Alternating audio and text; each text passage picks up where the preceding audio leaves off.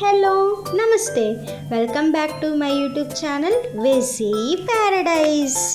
I am Gajavalli Sai Sahithi. ఈరోజు special stuffed మిర్చి. ఎంతో సింపుల్గా చేసుకునే ఫ్రై రెసిపీ ఇది. మరి రెసిపీ ప్రాసెస్ చూసేద్దామా? Let's begin the recipe process. First Bengaluru మిర్చిని తీసుకొని వాష్ చేసుకొని ఇక్కడ చూపిస్తున్న విధంగా స్లిట్ చేసుకొని పక్కన పెట్టుకోవాలి.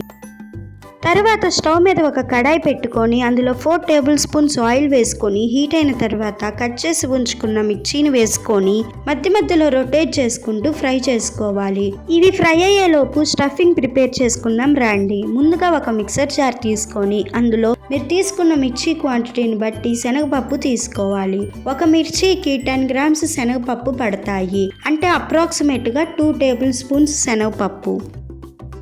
తర్వాత 50 గ్రామ్స్ శనగపప్పుకి 1 టీ స్పూన్ జీలకర్ర వేసుకోవాలి. ఇప్పుడు ఇందులో మీ టేస్ట్కి తగినంత కల్లుప్పును వేసుకొని మెత్తటి పౌడర్గా గ్రైండ్ చేసుకొని పక్కన పెట్టుకోవాలి. ఇక్కడ చూపిస్తున్న కలర్లోకి మిర్చి చేంజ్ అయ్యాయంటే పర్ఫెక్ట్గా ఫ్రై అయినట్లే. వీటిని తీసి పక్కన పెట్టుకోవాలి.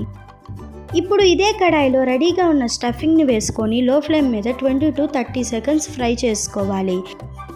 ఇలా చేసుకోవటం వల్ల స్టఫింగ్లో ఉన్న పచ్చివాసన పోయి చాలా టేస్టీగా మారుతుంది. తర్వాత ఒక్కొక్క మిర్చిని తీసుకుంటూ ఇక్కడ చూపిస్తున్న విధంగా స్టఫ్ చేసుకోవాలి. జనరల్గా మనం ఏదైనా స్టఫింగ్ చేసుకున్న తర్వాత పైనుంచి నెయ్యి కానీ నూనె కానీ వేసుకుంటాం కదా. ఈ రెసిపీకి అలాంటి అవసరం ఏమాత్రం లేదు. ఎందుకంటే మనం స్టఫింగ్ చేసుకొని ఒక 20 మినిట్స్ అలా వదిలేసామంటే మిర్చిలో ఉన్న ఆయిల్ని స్టఫింగ్ బాగా అబ్జార్బ్ చేసుకొని ముద్దలాగా అవుతుంది. ఇన్ కేస్ మీకు స్టఫింగ్ మిగిలిపోయిందంటే 1 week to 10 days ఈజీగా స్టోర్ చేసుకోవచ్చు. మీరు ముందే ఈ స్టఫింగ్ రెడీ చేసి ఉంచుకున్నారంటే ఇలాంటి ఇంకెన్నో రెసిపీస్ తయారు చేసుకోవచ్చు. స్టఫ్డ్ మిర్చి రెసిపీ చాలా సింపుల్ అండ్ ఈజీగా ఉంది కదా. ఖచ్చితంగా ట్రై చేసి చూడండి. బెంగళూరు మిర్చి చూసిన వెంటనే బజ్జీలే గుర్తొస్తాయి కదా. రొటీన్గా బజ్జీలు కాకుండా అప్పుడప్పుడు ఇలా కూడా ట్రై చేసి చూడండి. Stay tuned for more interesting recipes. Please do watch, like, share, comment and subscribe to my YouTube channel. Thank you for watching. Bye bye.